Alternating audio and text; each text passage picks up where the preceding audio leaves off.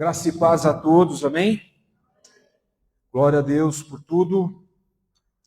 E vamos para a palavra agora. Convido você a abrir a sua Bíblia no Salmos, de número 37, do verso 1 ao verso 11.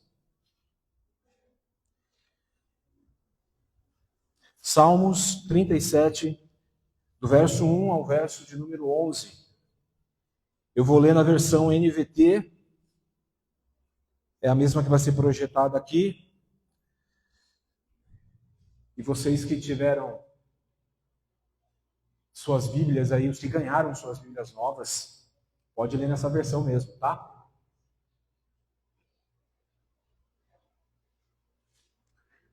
É uma salada de versões aqui, mas está querendo dizer a mesma coisa, tá? E você que não trouxe Bíblia, você pode acompanhar ali na projeção. Salmos 37, fácil de achar, né? Bem no meio da Bíblia, tem problema, né? Ruim quando é Abacuque, Oséias, Amós, Sofonias, é difícil mesmo achar. Mas Salmo é fácil. Todos acharam, amém? Tá bom. Diz assim, palavra do Senhor: não se preocupe com os perversos, nem tenham inveja dos que praticam o mal. Pois como o capim logo secarão, e como a grama verde logo murcharão. Confie no Senhor e faça o bem, e você viverá seguro na terra e prosperará. Busque no Senhor a sua alegria, e Ele lhes dará os desejos do seu coração. Entregue seu caminho ao Senhor, confie nele, e Ele o ajudará. Tornará a sua inocência radiante como o amanhecer, e a justiça de sua causa como o sol do meio-dia. Aquiete-se na presença do Senhor, espere nele com paciência. Não se preocupe com o perverso que prospera, nem se aborreça com os planos maldosos. Deixe sua ira de lado, não se enfureça, não perca a calma, isso só lhe trará prejuízo. Pois os perversos serão destruídos, mas os que confiam no Senhor prosperarão, possuirão a terra. Em breve o perverso desaparecerá, ainda que o procure, não o encontrará. Os humildes possuirão a terra e viverão em paz e prosperidade. Amém? Que Deus nos abençoe no entendimento e na aplicação da sua palavra. Tema da mensagem: aquiete-se, espere, tenha paciência. Podemos dizer isso? Está projetado ali? Não? Não está? Então vamos lá. Aquiete-se, espere e tenha paciência. Amém. Que Deus nos leve esse caminho. Amém? Amém. Irmãos, quando dos meus 43 anos, 39 eu vivi na cidade de São Paulo. E na cidade de São Paulo, tudo é muito na base da industrialização. Tudo chega pronto. E a cultura que eu vivia lá era a cultura do pronto. Tudo pronto. E desde quando eu estou aqui, vai completar 5 anos em novembro desse ano, a minha chavinha mudou com relação a algumas coisas. Por exemplo, parece que eu pensava assim, mas não pensava, tá? Eu sempre soube que a batata dava na terra, que o chuchu dava na terra, que a laranja dava no pé. Mas para um paulistano que vive tão acelerado, a nossa mente, quando chega no mercado e pega, parece que aquilo foi fabricado. Chegou da mesma forma que eu pego uma lata de atum, eu pego uma laranja, pego um pimentão. Então você tem aquela noção de que tudo é pronto. Tudo foi industrializado. E quando eu cheguei aqui, eu me deparei com uma outra realidade. Conversando com algumas pessoas que estão mais envolvidas no agro, aí na plantação. Por exemplo, fui ver o meu primeiro pé de milho aqui em Maringá. Não conhecia o milharal. Porque em São Paulo não tem milharal. Tem um milho na lata, mas o milharal não. Então, conversando, lá perto da minha casa tem uma feira, e conversando com algumas pessoas rapidamente, a gente vai percebendo que as coisas não são assim, industrializadas. Grande parte é, outra parte não é pronta. Ela precisa de um tempo de cultivo. O agricultor, quando ele lança uma semente no chão, ele não grita para a semente assim, fica pronta e amanhã eu quero te buscar aqui, com resultado. Não é como lá em São Paulo, um chefe de seção diz para o encarregado, preciso de tantos e tantos e tantos produtos prontos amanhã. Se vira, corre, faça a hora extra. Não adianta. O agricultor, o que ele faz? Ele lança a semente e espera. Não faz mais nada.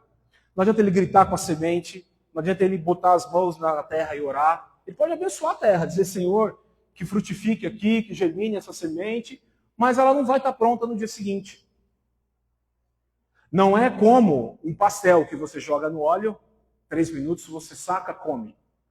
A semente ela é diferente, tem um tempo de cultivo, enfim. Não exige que o fruto apareça no dia seguinte. Simplesmente lançamos, temos que esperar. Não chega pronto. Só que enquanto isso, debaixo da terra, as coisas estão acontecendo. Nós não estamos vendo. Nós lançamos a semente, recuamos e aparentemente, mesmo parecendo que não esteja acontecendo nada, está acontecendo muita coisa lá debaixo da terra. Para que seja lá aquilo que for ser colhido, chegue na minha e na sua mesa. A vida cristã é assim também, irmãos. A nossa caminhada cristã é assim. Às vezes parece que nada está acontecendo. Parece que as coisas não estão acontecendo. Mas é justamente nesse tempo de silêncio, espera e paciência que Deus está fazendo as coisas acontecerem. Amém? É nesse tempo de silêncio, espera e paciência que Deus está fazendo as coisas acontecerem. O Salmo 37 nos convida, irmãos, esse texto que nós lemos. O Salmo vai até o versículo 40. Lemos até o 11. Mas ele nos convida a viver com este espírito de descansarmos, de esperarmos pelo Senhor e de não se deixar consumir pela inquietação. É o convite dos Salmos para nós. O Salmo de número 37, ele vai tratar de forma bem objetiva, irmãos, o problema da providência divina. Se você ler com calma esse salmo, você vai ver que há uma ambiguidade. De um lado, um contexto de pessoas preocupadas com uma possível provisão, e do outro lado, aqueles que estão desfrutando da prosperidade, da provisão, só que há uma distinção entre aqueles que esperam e aqueles que desfrutam, entre o bom e o mal. E esse era um assunto que inquietava muito aquele povo, para quem foi escrito esse salmo. Os israelitas tementes a Deus estavam diante da prosperidade dos ímpios, prosperidade dos homens maus, daqueles que não seguiam as leis de Deus. O ímpio na Bíblia é aquele que não segue a palavra de Deus. Esse era o contexto do salmo que foi escrito. Na compreensão daqueles que faziam parte do contexto do texto, os ímpios não são punidos por fazer o mal. E os bons não são compensados por fazer o bem. Parece que esse sentimento atravessou mais de 2.500 anos e chega até nós aqui. De alguma forma, você já se deparou com o seu coração indignado. Seja com o que você vê na TV, seja com o que você vê na sua própria vida, na vida do outro. Você vê gente que não teme a Deus, você vê gente que sem caráter, transformado, prosperando, fluindo, acontecendo.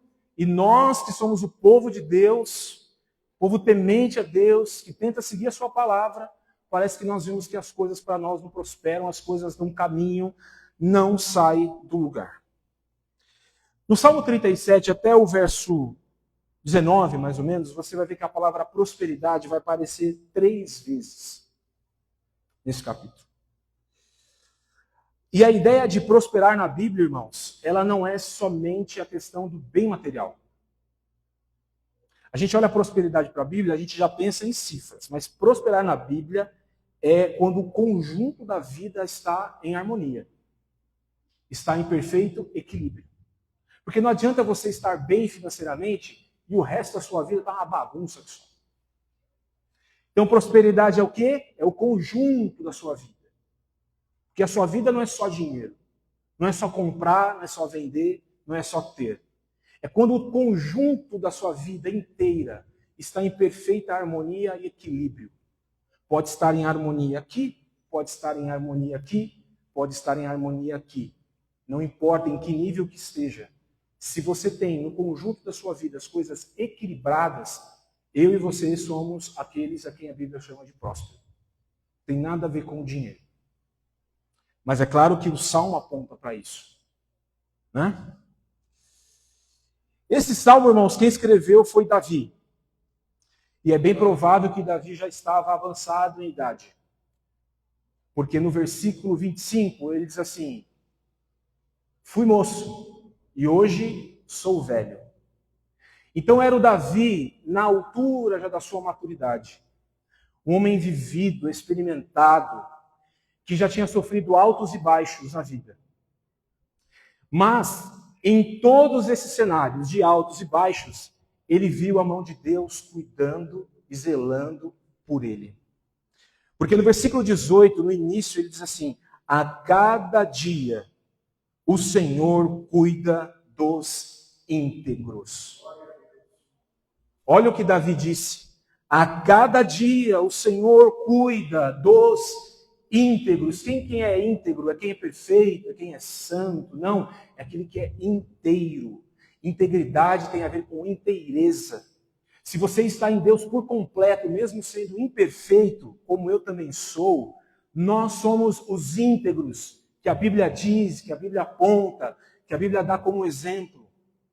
Então ele diz que a cada dia o Senhor cuida dos íntegros. Não sei se você já leu esse salmo alguma vez na sua vida. Não sei se você já correu por ele em um plano de leitura. Não sei se você já parou um dia e meditou o texto, verso por verso. Mas quando a gente lê esse texto, a gente pode observar como podemos cair na tentação, irmãos, e permitir que a prosperidade ao nosso redor, ao redor nosso aqui, possa, de alguma forma, colocar em xeque a soberania de Deus. Lembra que eu disse que prosperidade é um conjunto das coisas? Talvez você tenha dinheiro e não tem paz, e você vê alguém com paz. Talvez você tenha paz, tem dinheiro, mas não tem saúde. Você olha para o seu lado e vê alguém desfrutando da saúde. Talvez você tenha paz, dinheiro e saúde, mas não tem uma família. Você olha do lado e você vê uma pessoa com tudo isso e com a família. E pior ainda, e o pior de tudo isso, sem Deus, sem temer a Deus. Então, quando eu leio o Salmo, eu vejo que a gente pode cair nesse perigo de pensar assim: o Senhor está de fato no controle? Quem nunca perguntou para Deus se Deus de fato estava no controle do nosso contexto, da nossa vida, do problema? Será mesmo que o Senhor está olhando? Será mesmo que o Senhor está movimentando? Será que eu estou sendo castigado? Deus, o Senhor está no controle mesmo? Será que o Senhor está olhando para mim? Todos nós, em algum momento da vida, já pensou, já duvidou se Deus estava cuidando de nós naquele determinado momento ou no seu determinado momento. E esse mesmo tipo de pensamento encontrou espaço no coração deste povo de Israel que vivia e via ao seu redor os ímpios prosperando. Os ímpios, nada chegava de errado, nada acontecia. Por isso que Davi, inspirado por Deus, escreveu esse salmo. Esses salmos, alguns salmos na Bíblia, são dados como salmos de sabedoria. Para quem estudou um pouco mais, salmos de sapiência. Salmos de conselhos. Então, quando Davi escreveu esse salmo, ele estava dando conselhos para aquele povo, para quem viria futuramente nas gerações seguintes, até chegar nós aqui. Então Davi se ocupa em alertar sobre o perigo de não administrarmos bem os nossos sentimentos. O que Davi está alertando ao escrever esse salmo? Sobre o cuidado de eu e você não gerenciar os seus sentimentos com relação ao que está acontecendo hoje na sua vida, na minha vida, na nossa vida. E se nós formos honestos diante de Deus, diante de nós mesmos, nós saberemos que isso fica muito mais forte e evidente quando, diante do nosso insucesso, nós vemos alguém com sucesso. Isso parece que se transforma num monstro, em algo intolerável, inadmissível, quando onde eu estou vivendo o meu insucesso, tem alguém sendo bem-sucedido.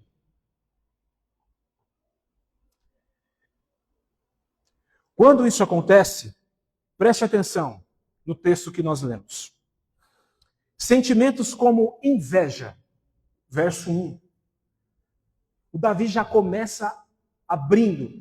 Não se preocupe com os perversos, nem tenham inveja dos que praticam o mal. E a inveja sempre é o pecado tímido. Porque ninguém aqui teria coragem de levantar a mão, a começar por mim, e dizer que tem inveja no meu coração. Ninguém tem essa coragem. E para prestar atenção, você sempre é alvo de inveja, mas você nunca inveja ninguém. Interessante, né? Olha o que chega quando a gente não administra bem os sentimentos. A inveja, no verso 1. A ira, no verso 8. O flerte com o mal. Sabe o que é flertar com o mal? Conversar, dar ocasião ao diabo no seu coração, na sua mente. Invade o nosso coração. Ou seja, situações externas causam danos internos. Problemas, sucesso, inveja, ira, flerte com o mal que está fora, causa danos aqui, no meu coração. Por isso que Davi foi usado pelo Senhor para escrever este salmo. Veja, o texto nos mostra que a prosperidade do ímpio gerou inquietação no coração do povo. Está lá no verso 8, a parte B. Então aqui vale nós meditarmos. E sobre mim, sobre você e sobre nós? O que está nos desestabilizando? Aonde nós estamos perdendo o equilíbrio? Aonde está tirando a nossa paz? Talvez causando ira, inveja, flertando com o mal. Sabe o que é flertar com o mal, irmãos? É tudo aquilo que é contra o Evangelho. Flertar com o mal é tudo aquilo que é anticristo. Flertar com o mal é tudo aquilo que está fora das Escrituras como mandamento para seguirmos, não como alerta, mas como exemplo para não seguirmos. Tudo isso, irmãos, é perigoso, é danoso para nós. É desestabilização do nosso sentimento, do nosso interior. Pode ser injustiça, pode ser problemas na sua família, pode ser problemas de saúde, pode ser problemas financeiros, incerteza sobre o amanhã, sobre um X, sobre um prazo determinado que você tem que entregar, que você tem que fazer, que você tem que apresentar. Talvez estas coisas te desestabilizem. Para o povo a quem Davi direcionou esse salmo, era a injustiça e a prosperidade dos ímpios. Mas e para nós, o que é? O que pode ser? Pode ser na injustiça também. Às vezes você está fazendo tudo correto, mas do outro lado a recíproca não é a mesma. Às vezes você está fazendo tudo correto, e o ímpio, aquele que não teme a Deus, está fazendo coisas para te prejudicar, para puxar o seu tapete, para acabar com a sua reputação, enfim, tantas coisas podem acontecer.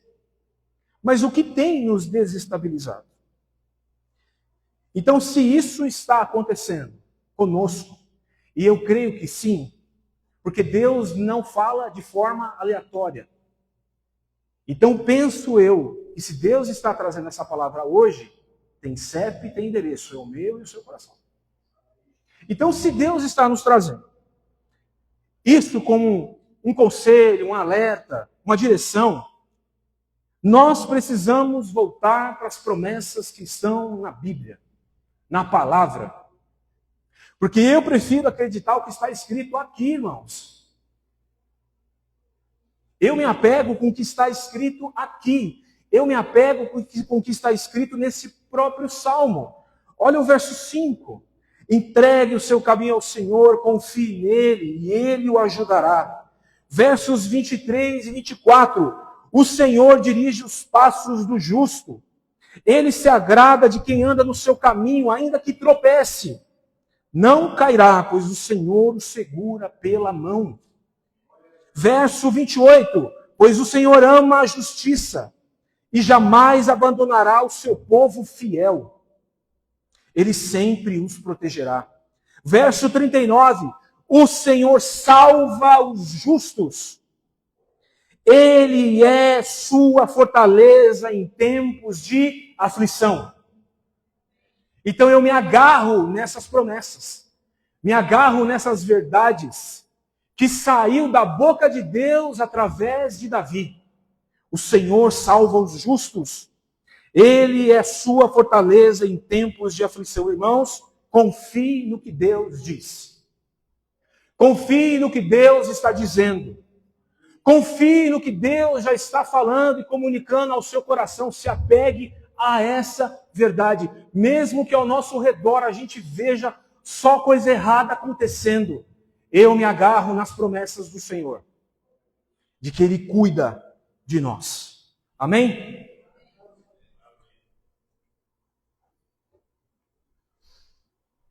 O caminho da entrega, da confiança, vai exigir de nós uma coisa: submetermos à vontade de Deus.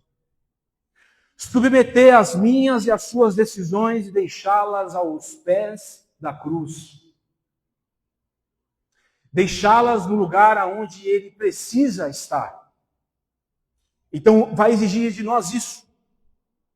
Ou seja, fazendo tudo descansar sobre os pés de Jesus, entendendo que Ele cuida de tudo, de todos, entendendo que Ele faz o que é melhor, é colocar nas mãos de Deus os nossos fardos pesados, a nossa carga pesada, a nossa mochila pesada, a nossa mente pesada, o nosso coração pesado, entristecido, indignado, invejando, odiando, irando-se, deixando aos pés de Jesus, irmãos, por quê? Porque nós somos muito limitados para administrar os nossos problemas. Grave isso no seu coração. Você e eu é limitado demais para resolver os problemas que está diante de você. Você não resolve sozinho. Você precisa da graça de Deus. A graça de Deus também não vai sozinha.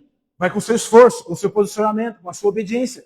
Mas na verdade, irmãos, é que nós somos muito limitados.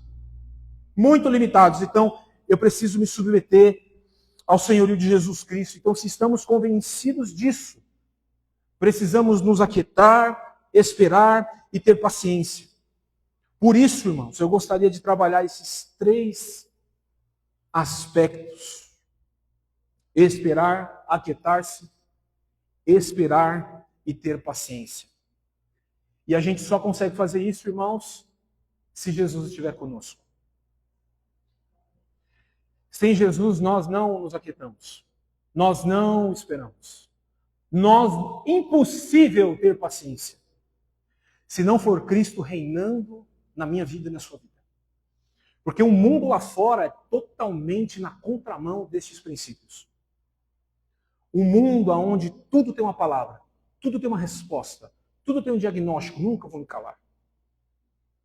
No mundo onde tudo é para ontem, tudo é para amanhã, eu jamais vou esperar. E no mundo onde a gente é estimulado 24 horas por dia, eu nunca vou ter paciência. Porque eu sempre vou ver alguém num passo à frente, numa situação adiante. Às vezes até um irmão nosso está vivendo uma estação que não é a sua. Mas para ele chegar na estação que não é a sua, ele esteve no seu lugar, no meu lugar. E às vezes a gente vê o irmão numa estação adiante da nossa, e a gente se acelera, porque parece que a gente está atrasado. Não, irmãos, ele está no tempo dele, eu estou no meu tempo. Por isso que a Bíblia diz que há tempo para todas as coisas. Cada um está numa estação, num ciclo. E é só Jesus, irmãos, para nos aquietar. A gente precisa olhar para esse texto e entender que esse salmo é um salmo profético. Por que ele é um salmo profético? Porque ele aponta para um caminho. Ele denuncia o mal, mas ele anuncia um caminho. Ele anuncia uma proposta. Ele anuncia uma solução. Ele anuncia uma recompensa. Então, nós precisamos olhar para esse salmo hoje com esta mentalidade. Há um texto profético que Deus está norteando a nossa vida, sua semana, o seu mês, o seu ano, sua vida, sua nova estação, não sei. Mas Deus está querendo comunicar ao nosso coração. Primeira coisa que Davi diz no verso 7, e vamos ficar no verso 7. Primeira coisa, na versão NVT, talvez a sua versão esteja um pouco diferente, mas eu vou seguir conforme li na minha versão. Aquiete-se. É a primeira ordem de Deus para nós. É o primeiro imperativo de Deus para nós. É a primeira direção de Deus para nós. Aquiete-se. A convicção de Davi na intervenção divina. Davi estava tão certo que Deus ia interferir naquele cenário. Estava tão certo que ele ousa aquietar-se. E ele não só ousou se aquietar, porque só diz algo quem já viveu. Então Davi, na sua trajetória, muitas vezes se aquietou. Mas ele estava dando esse conselho para um povo agora. E ele ousou se aquietar quando chegou o momento dele. E ele ousou dizer para os seus ouvintes, para os seus leitores, que eles precisariam se aquietar, sem tentar tomar as coisas na mão, na força, no ímpeto. Ele disse, aquiete-se. A raiz dessa palavra, irmãos, dá a ideia de silêncio. Preste atenção. A raiz dessa palavra dá a ideia de ficar em silêncio. Ficar calmo. Tem alguém nervoso aí? Ficar calmo. Ficar mudo. Ser silenciado. E eu gostei muito dessa variação do quietar-se. Ser silenciado. Irmãos, tem horas que eu e você precisa pedir a Deus, Deus, põe a mão na minha boca. Põe a mão na minha boca, Senhor. Põe a mão no meu coração, Senhor. Pare o ímpeto. Pare, Senhor. Pare. Nós precisamos, muitas vezes, dizer assim, Deus, silencia o meu coração, a minha boca. Mudo. Quieto. Aquiete-se. Aquietar-se é, por um momento, parar tudo o que você está fazendo na agitação, na ansiedade, no senso de justiça, como aqueles homens estavam fazendo, com a intenção de deixar de lado e deixar de tentar resolver por força própria. Aquiete-se, não põe a mão, não faça nada, fique quieto. Quando nos aquietamos, nós evitamos que palavras fora de tempo e lugar. Porque às vezes, irmãos, a palavra, ela tem o seu tempo, mas está fora de lugar. Às vezes, está fora de lugar e no tempo.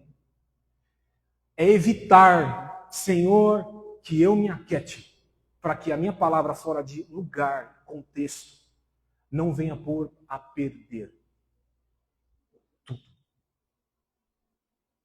Porque existem palavras que são ditas, irmãos, que são irreversíveis. Por mais que você volte, peça desculpas. É como um copo trincado. Tem rejeito com um copo trincado? Não tem. Trincou. Se você for muito assim, saudosista com a caneca da vovó tá trincada, vai tomando leite lá, uma hora ela vai rachar.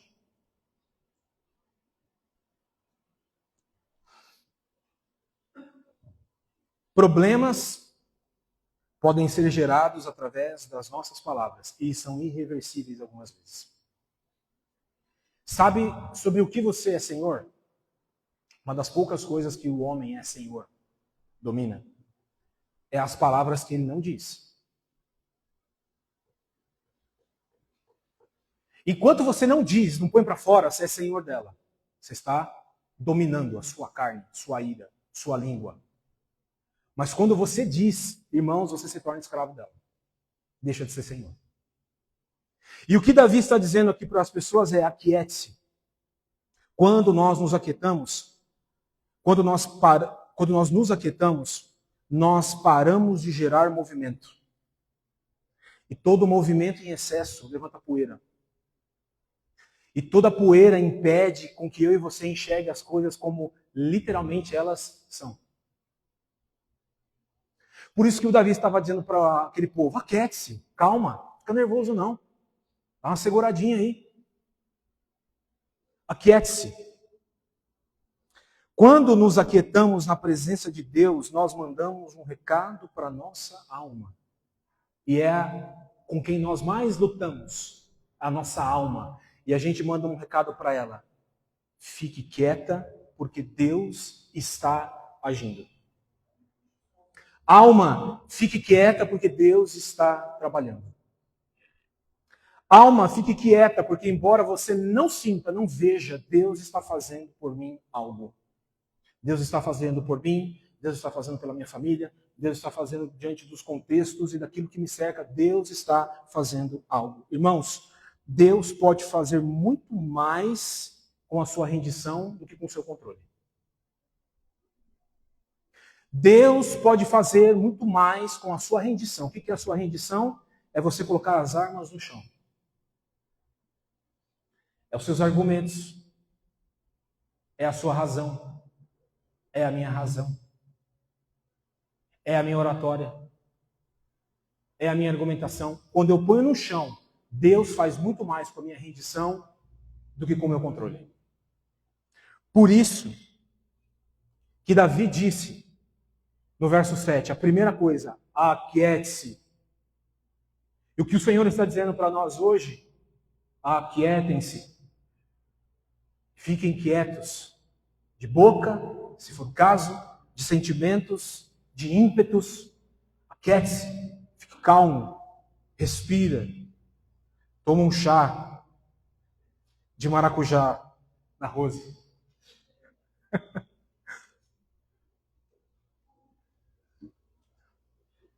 É bom. Segundo conselho de Deus para nós: espere. Espere. Viver, irmãos, em grande momento é esperar. É ou não é? Você está esperando ir embora. Você vai esperar a comida ficar pronta quando você chegar. Você reparou que você está esperando toda hora? Toda hora você está esperando. A vida é feita de espera. Embora a gente não goste, a verdade é que as coisas levam tempo para ficar pronta. Lembra que eu disse no começo? O agricultor não lança a semente, grita e fala: quero comer amanhã a batata. Não. Pode falar, não vai mudar nada. E o Davi falou: olha, esperem. Geralmente, irmãos, infelizmente, para nós, né? Mas Deus é sábio. As coisas demoram mais tempo para acontecer do que a gente quer. Isso é fato, você sabe, não preciso nem dizer, mas só vou lembrar você. De que esperar faz parte e de que o tempo de espera é sempre um pouco mais longo do que a gente determina. Tem que esperar. Por que esperar? É o grande dilema. Mas preste atenção, Deus nunca vai contar tudo com detalhes para a gente do que Ele está fazendo. Enquanto você não espera por todo o script pronto. Deus nunca vai contar. Por quê? Porque eu posso pôr a perder, mas acho que além de pôr a perder, nós não somos capazes de entender. Não somos. Se Deus chegar para você hoje e contar o plano da sua vida, você vai ficar assim. Não entendi. Por isso que eu não te conto. Porque você não vai entender. Por isso eu preciso me conscientizar de que esperar a partir de uma promessa é esperar exatamente sem saber o que irá acontecer. E sabe o que eu aprendo, irmãos? Que a gente precisa esperar com um final em aberto. Sabe o que é esperar um final em aberto? É não pôr muita expectativa no final. No final em que sentido? De que vai ser uma cadeira preta com uma bolsa marrom em cima, um copo d'água e um envelope de pé. E a gente é expert nisso. A gente já cria um final. A gente parece roteirista de filme. A gente já cria um final com detalhes, com isso, com aquilo. Irmãos, quer viver uma vida leve, suave?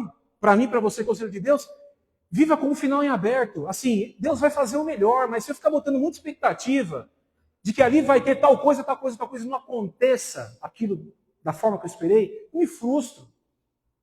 E aí eu me torno ingrato. Porque Deus chegou com a providência e eu estou com um biquinho porque não tinha uma bolsa marrom com um copo d'água e um envelope branco.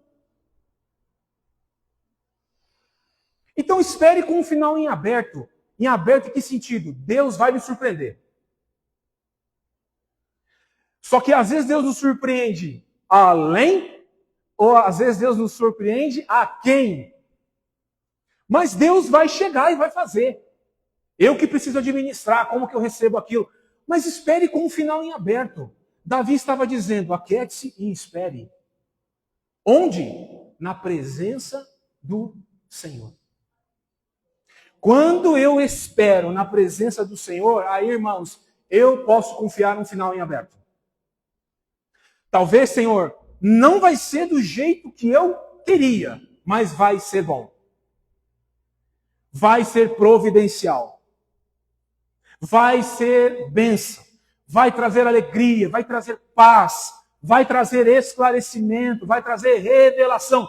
Não é do jeito que eu estava esperando, mas é bom, porque tudo que vem das mãos do Senhor é bom. É esperar na confiança de que algo está muito além da minha imaginação. Isso é esperar, com o final em aberto. Esperar, irmãos, é respeitar processos. E eis o nosso grande obstáculo. Respeitar processos. Nós não somos muito bons nisso, não. Debaixo do sol, irmãos, tudo tem o seu tempo. Eclesiastes 3 diz isso. Por quê? Porque Deus é sábio. Espere com o final em aberto. Espere, porque tudo debaixo do sol tem o seu tempo. Há um lugar especial para o tempo de espera, que se torna tão importante quanto o tempo de obter aquilo que eu estou esperando. Não é uma frase minha, é uma frase de um pastor Paul Tripp. Ele diz assim, preste atenção. Veja bem, esperar não tem a ver apenas com o que receberemos no final da espera. Esperar tem a ver com aquilo que nos tornaremos enquanto esperamos. Vou ler de novo. Veja bem, esperar não tem a ver apenas com o que receberemos ao final da espera.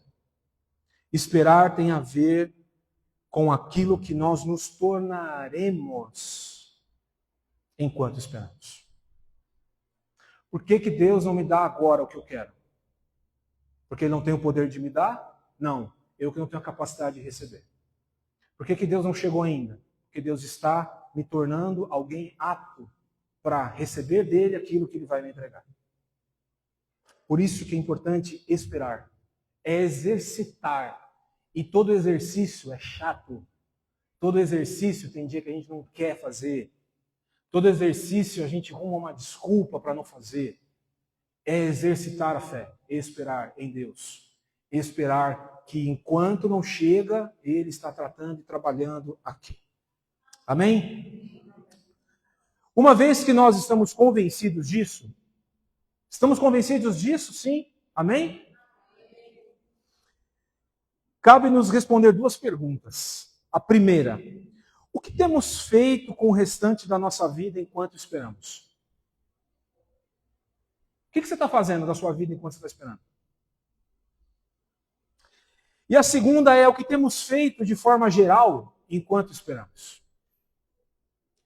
Lembra que a nossa vida é um conjunto de coisas?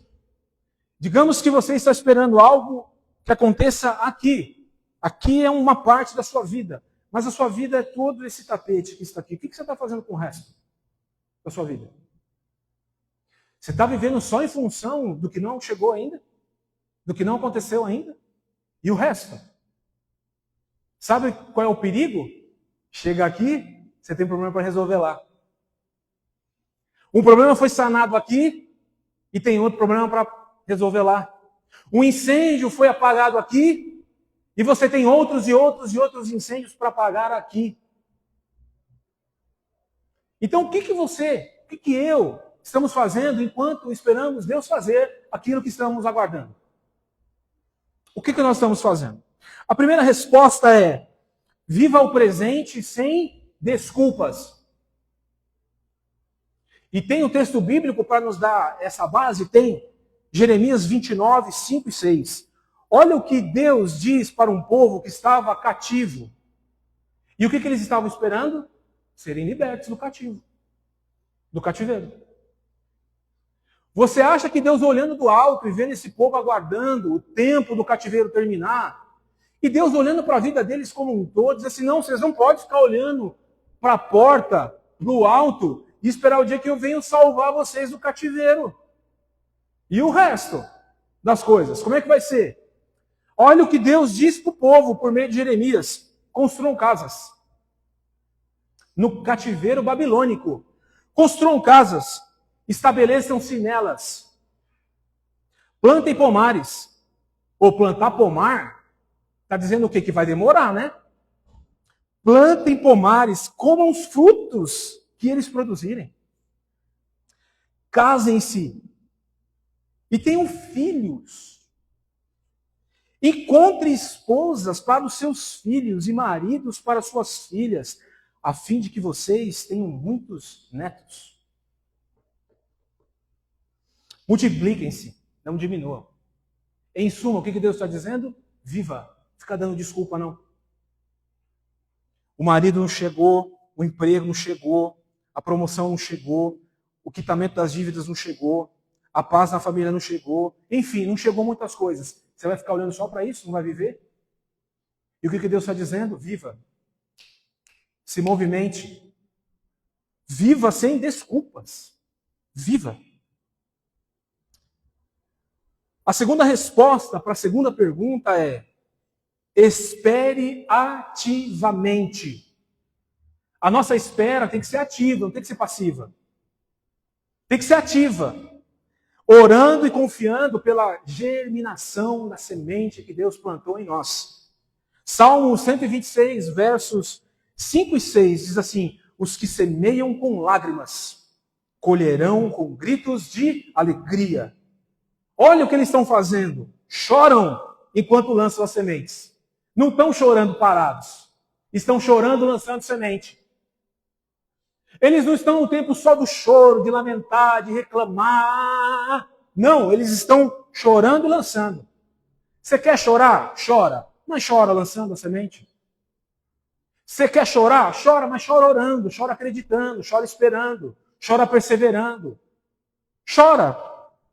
Ele diz assim: choram enquanto lançam sementes, mas cantam quando voltam com a colheita. Esperar ativamente, sem dar desculpas, e esperar confiando no que você está fazendo para o bem. Você está plantando, você está fazendo a sua parte, você está fazendo o que lhe cabe, porque no seu tempo você voltará sorrindo. Amém? Terceiro e último conselho, tenha paciência. Tem alguém paciente aqui?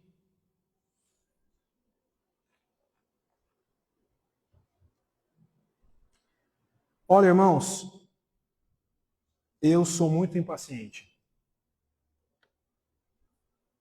Muito. Fui pior já. E como isso mexe? Deus está falando paciência. E a gente não quer ser paciente. A gente quer as coisas do nosso jeito. Mas Deus está trabalhando. Amém? Olhem por mim. Quando você for orar, você fala, ô Senhor, faz do Fernando uma pessoa mais paciente. Tô brincando não, irmão, sou um sério. Talvez a gente nunca tenha parado para pensar assim. Que a nossa impaciência, diante das situações que ficam diante da gente, coisas para acontecer, prazos, parece que de primeiro momento se trata apenas da gente querer solucionar um problema porque a gente está ansioso. Parece que é só isso. Não, Senhor, que eu estou muito ansioso, eu não consigo fazer as coisas enquanto não está terminado, porque eu vou ficar lá, né, fazendo com a cabeça ali, então eu quero resolver aqui primeiro. Mas vimos aqui atrás que não é assim que Deus trabalha. Enquanto você está esperando, você vai fazer outras coisas. Né? Vai pescar, vai dar uma distraída. Mas a gente vem com essa desculpa, muitas vezes. Ah, Senhor, que eu estou tão ansioso que eu quero ver as coisas resolvidas logo, para eu poder ter paz e fazer as coisas com competência que está diante de mim para fazer. Mas será que não existe algo mais nisso? Você já parou para pensar? Eu estava parando para pensar enquanto eu escrevi essa palavra. Será que é só ansiedade de ter o problema resolvido? Ou será que não é uma questão de ego? Do meu e do seu ego gritando. Do meu e do seu ego dizendo assim, não pode esperar. Será que não é coisa do nosso ego desejando uma gratificação rápida? O meu ego gritando, você precisa resolver isso logo. Você precisa ter essa gratificação rápida, sem ter que passar pelo desconforto da espera. Será que a nossa impaciência está sendo gerada pela ansiedade ou pelo nosso ego? De dizer assim, não, pule essa etapa. Pegue este atalho. Desrespeite alguns processos. Porque você não pode esperar. Você não pode estar sofrendo, não. Porque tem coisas diante de nós, irmãos, que a gente pode meter a mão e fazer. Sim ou não? Podemos. Eu tenho solução para alguns problemas meus. E, entre aspas, tenho até a competência de fazer. Mas Deus tem nos ensinado, me ensinado, a mim e a minha casa. E que não adianta ter competência e pôr a mão, se Deus não está mandando você pôr a mão. Se Deus está falando assim, seja paciente para você domar o seu ego. Porque você não pode tudo. Não é assim que as coisas funcionam. Não é assim.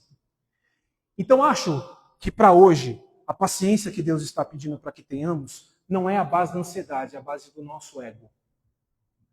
Talvez todos os seus problemas, nem tudo você consegue resolver. Mas eu tenho certeza que tem algo aí na sua vida, no seu caderninho, na sua agenda, na sua mente, que você sabe qual é a solução. E Deus está dizendo para você assim, tenha paciência. Não é sobre você saber, é sobre ser a hora certa de se fazer. Exercitar a paciência, irmãos, é automaticamente controlar o meu ego. E quando eu controlo o meu ego, eu coloco o meu ego no altar. Eu coloco o meu ego diante de Deus. Eu coloco o meu ego submetido à palavra. Não é mais eu que vivo, é Cristo que vive em mim. As coisas velhas já se passaram, todas as coisas se fizeram novas. É Deus que vai à minha frente. É como o salmista diz, Deus é a nossa justiça, Deus é quem me justifica, Deus é quem me defende, Deus é quem me provê, Deus é quem vai à minha frente. É a paciência, é a paciência, é a paciência, é a paciência.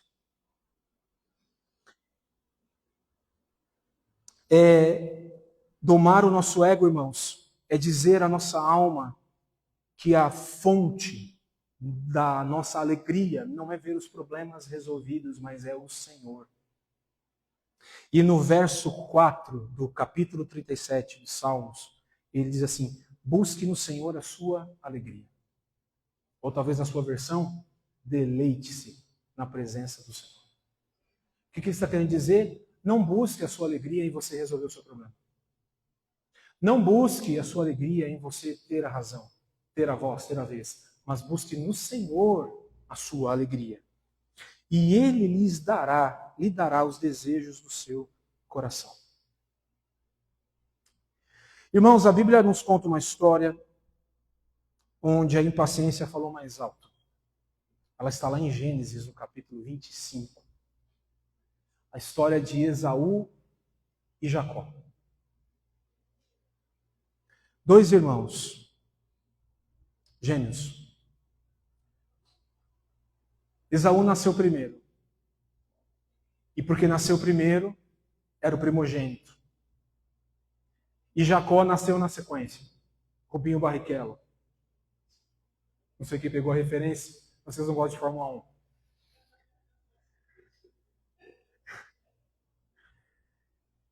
Na sequência. O Esaú, por nascer primeiro, tinha os privilégios do filho primogênito. E quais eram os principais? Primeiro, na divisão da herança ele ganharia em dobro, por ser o primogênito. E o segundo benefício era o pai morrendo, ele assumiria a chefia da casa, o governo da casa. E o Jacó não nasceu com esses privilégios. Dado alguns anos, já grandes, a Bíblia diz que Esaú entra em casa faminto, tinha ido caçar. E chegou em casa e viu Jacó preparando um ensopado. E aí ele chegou para o seu irmão e falou assim, me dá um pouco do seu ensopado. Ele não pediu tudo, ele pediu um pouco. Eu estou morrendo de fome.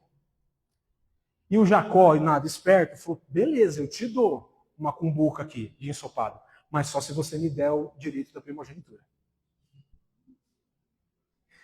E o que mais nos alerta sobre a impaciência, porque ele poderia esperar um pouquinho. Poderia. Só tinha aquele ensopado para comer na casa? Tinha. Se o meu irmão fala isso para mim, eu vou comer caco de telha. Mas não vou comer. Não vou dar. Então, olha a resposta do irmão, do Esaú. Estou morrendo de fome, disse Esaú. De que me serve os meus direitos de filho mais velho? Por causa da fome, por causa da impaciência. Do que me serve se agora eu quero comer? Do que adianta estar no Senhor, seguir a sua palavra, ter as promessas, ter o sangue de Cristo em mim, ser salvo? Agora eu quero resolver esse problema. Agora eu quero saciar o apetite da minha carne, do meu senso de justiça. Agora eu quero dar a palavra de volta. Que adianta ser crente? Do que me serve isso? Se agora isso para mim não está resultando em nada. Seria mais ou menos isso, contextualizando o que Esaú estava vivendo diante de Jacó. Então, irmãos, hoje, com a palavra aqui, diante de nós e no nosso coração, nós podemos ser mais inteligentes do que Esaú. Porque, final da história, o que aconteceu? Ele comeu o prato de ensopado, viu? Ele não voltou atrás, não.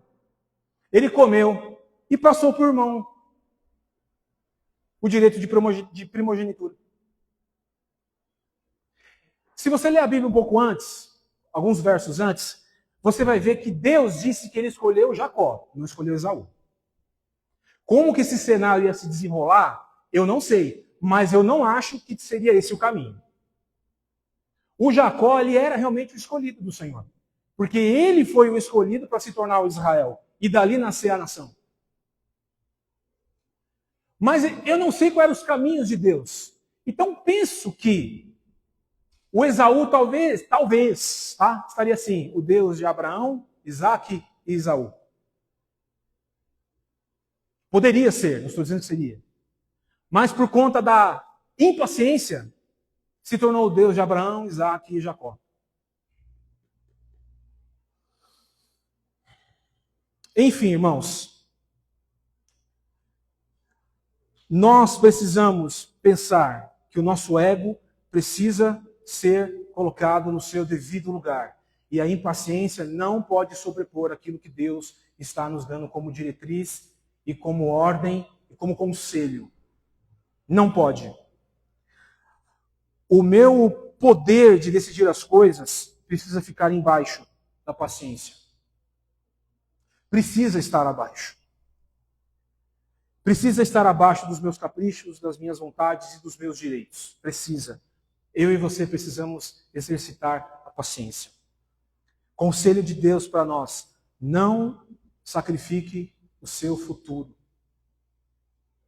no altar do imediatismo. Não sacrifique. Não sacrifique o seu amanhã no altar do agora. Não posso esperar. Estou impaciente.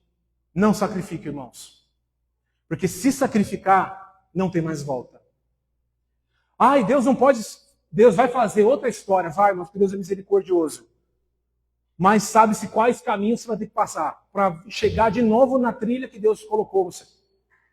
Então não sacrifique o seu futuro no altar do imediatismo. Não faça isso. Quando nós exercitamos a paciência, irmãos, nós temos uma perspectiva a longo prazo. Deus está fazendo, Deus está trabalhando, Deus está se movendo, Deus está movendo corações, Deus está movendo pessoas, Deus está mudando cenários, Deus está trazendo o que não existe, Deus está fazendo pontes, Deus está fazendo, não chegou. Se Deus está pedindo paciência, irmãos, Deus sabe porque está pedindo paciência. Deus sabe porque está pedindo para que você tenha paciência, para não nos movermos precipitadamente, afoitos, desesperados por um prato de ensopado. Quando agimos assim, irmãos, nós não sacrificamos os planos traçados de Deus para nós. Amém? Queria pedir a você, se coloque de pé.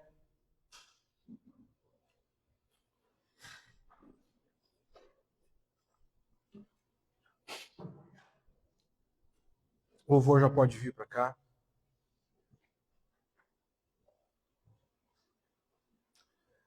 Talvez hoje o cenário que está diante de você esteja trazendo todos os estímulos possíveis, menos estes que nós meditamos hoje. Talvez o que está acontecendo na sua semana, no seu mês, no seu ano, está fazendo você ficar agitado, inquieto, impaciente. E é nesse momento, irmãos, que nós devemos nos apegar ao que Cristo nos disse.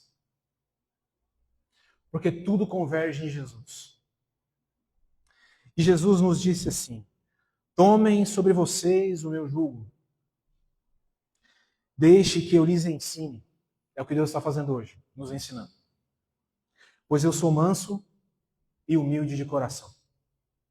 Se Jesus é manso, não adianta a gente ficar nervoso. Se a gente é impaciente, não adianta, a gente precisa ser humilde e nos colocarmos num devido lugar. E encontrarão descanso para a alma, nossa alma agitada, inquieta, insatisfeita. Meu jugo é fácil de carregar e o fardo que eu lhes dou é leve. O fardo de Jesus é leve, irmãos. Se o que está sobre os seus ombros é pesado, troque. Não é o fardo de Cristo. Porque ele disse que o jugo é suave. O jugo é a direção. O jugo é aquilo que governava a direção dos bois. Jugo, direção. Ela é suave. Ela não é agressiva. E o fardo é leve. Então, se está pesado demais, irmãos, é porque a gente está na contramão daquilo que Deus está nos comunicando hoje. Nós estamos agitados, inquietos e impacientes. Por isso que o Evangelho precisa ser pregado para nós todo dia. E esse é o Evangelho de Jesus. O jugo é suave, o fardo é leve, lançando sobre ele todas as coisas, como Pedro diz, porque ele tem cuidado de nós. Jesus diz que todos os que estiverem cansados, sobrecarregados, com problemas, com incertezas, talvez diante de nós aqui hoje, como igreja, existem muitas incertezas. Talvez existem muitos pontos de interrogação na sua cabeça. Para onde vou, o que vou fazer, como vou resolver. Talvez esteja assim mesmo. Mas Deus está dizendo que é para nós trocarmos esse fardo da ansiedade, das palavras. E quando a gente está frágil, irmãos, nós somos alvos fáceis do maligno. Somos presas fáceis do diabo, lançando mentiras no nosso coração, distorcendo verdades, fazendo a gente olhar para cenários que já se foram e não vão voltar mais. O que você viveu, viveu. O amargo, a desgraça, a dureza, foi. Não vai voltar mais. Mas o diabo, ele é safado em fazer isso conosco. E Jesus está falando, troque o fardo. Troque, troque, troque. Fique calmo, espere e tenha paciência. Amém? Feche os seus olhos. Eu queria que você, na sinceridade do seu coração, e eu sei que diante de você mesmo, você é sincero.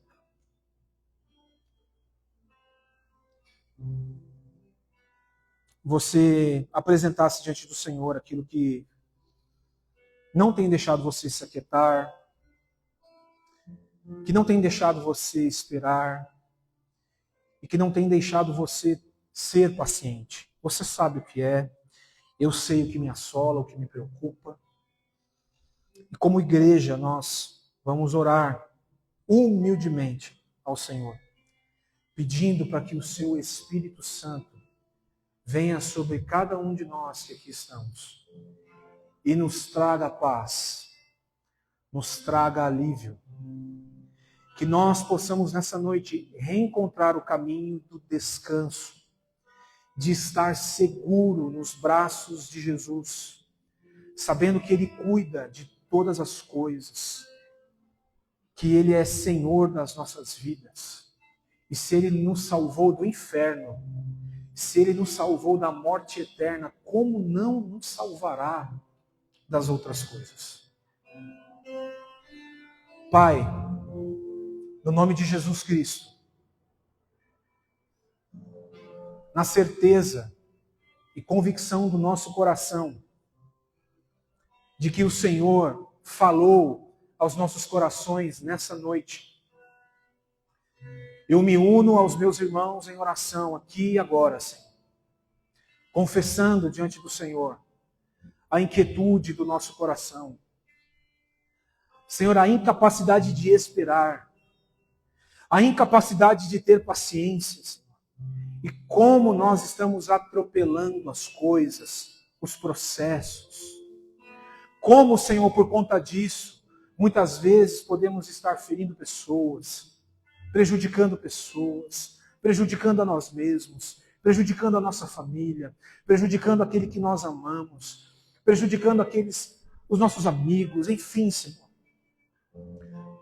Como nós não estamos colaborando nesse processo do Senhor sobre as nossas vidas. Senhor, é bem verdade que à nossa volta a gente pode olhar e ver pessoas desfrutando, fazendo tantas coisas com um mínimo de temor à Tua palavra. Mas os nossos olhos não devem estar voltados para isso. Os nossos olhos devem estar voltados para a cruz. Os nossos olhos devem estar voltados para a Tua palavra. Os nossos olhos devem estar voltados para as Tuas promessas. Os nossos olhos e o nosso coração devem estar voltados para aquilo que o Senhor diz quem nós somos, conforme cantamos. Somos escolhidos, perdoados, somos filhos.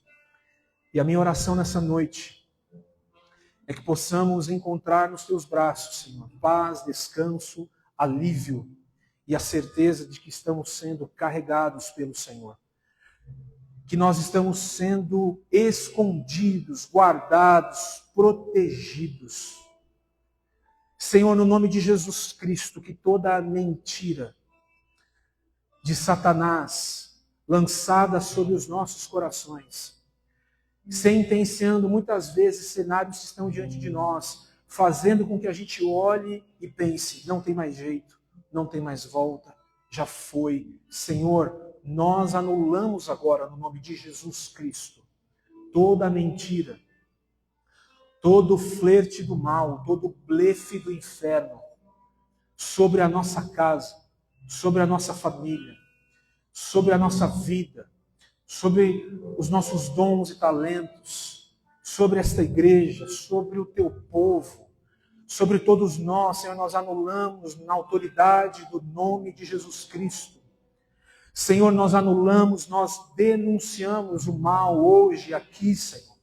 E nós pedimos que o teu Espírito Santo nos dê força, nos dê graça, nos dê coragem para nos levantarmos, Senhor.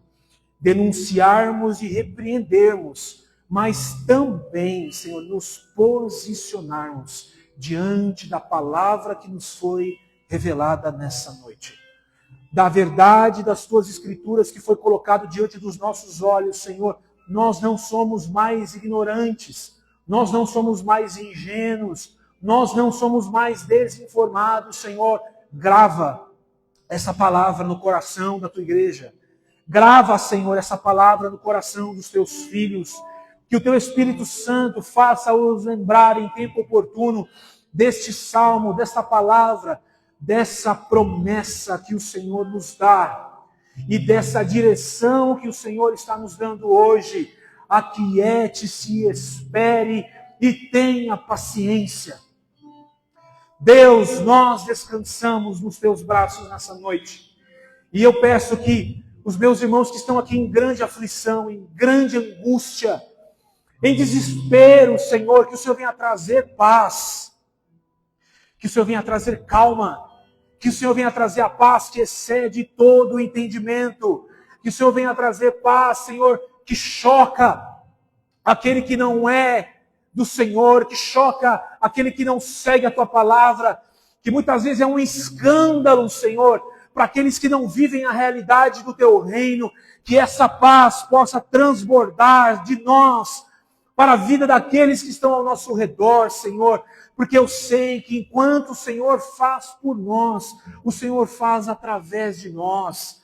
Então eu te peço, Deus, nessa noite, que a gente possa descansar no Senhor, acreditando de que o Senhor virá, de que o Senhor responderá, de que o Senhor chegará com provisão, de que o Senhor chegará com paz, de que o Senhor chegará, Senhor, com perdão, de que o Senhor chegará com conserto, de que o Senhor chegará com cura, que o Senhor chegará, Senhor, com paz, de que o Senhor chegará com tudo aquilo que nós estamos aguardando, Senhor. É no nome de Jesus, Deus, que nós nos submetemos a essa palavra. E nós te agradecemos no nome de Cristo Jesus, Senhor. Amém, Senhor. Amém.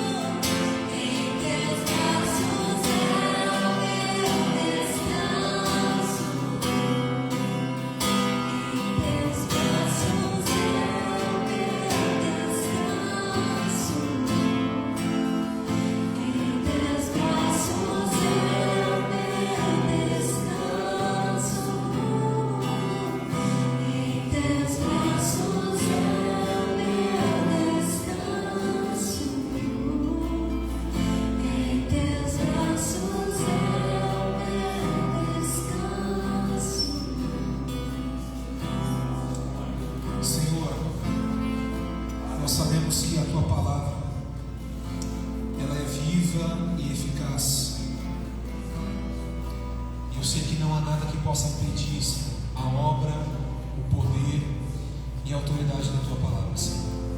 Mas nós bem sabemos do quanto a nossa carne milita contra o Espírito, o quanto a nossa carne quer anular o poder da Tua palavra em nós.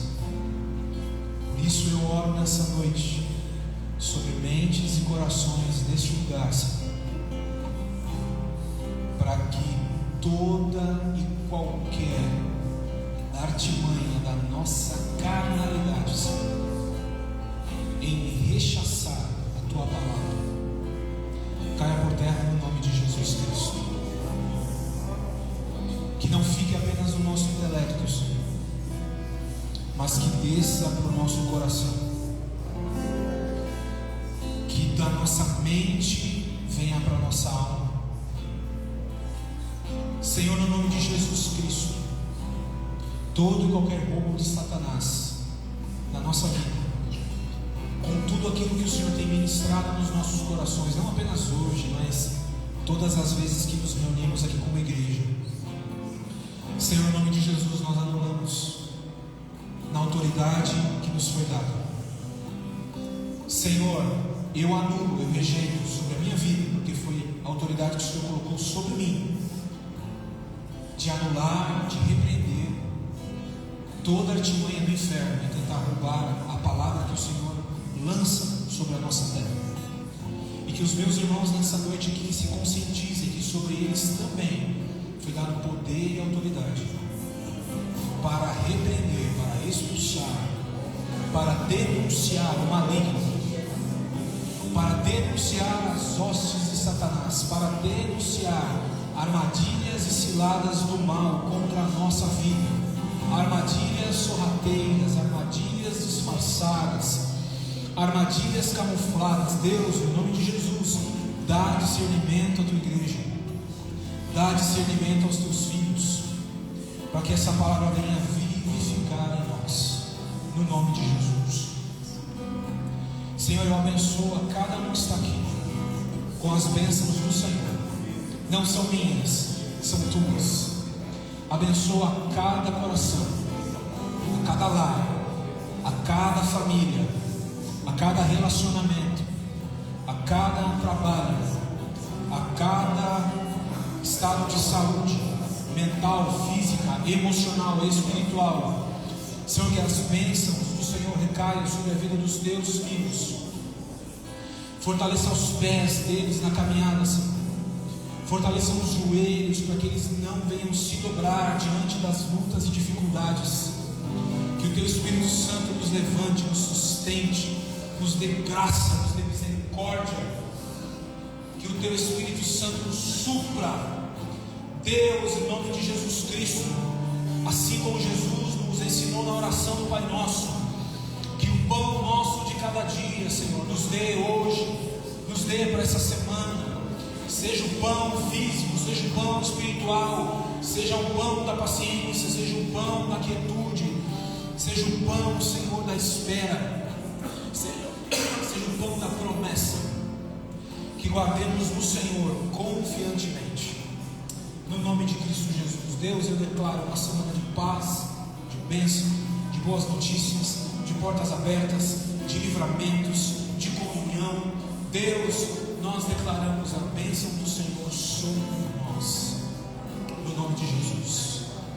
E que o grande amor de Deus, a graça do nosso Senhor e Salvador Jesus Cristo, e que as ricas e doces consolações do Seu Santo Espírito esteja conosco hoje, amanhã, nessa semana, nesse mês, nesse semestre, até a Tua volta, em nome de Jesus Cristo. Amém, amém, amém. Você pode aplaudir ao Senhor? Amém. Glória a Deus. Deus abençoe vocês, uma boa semana.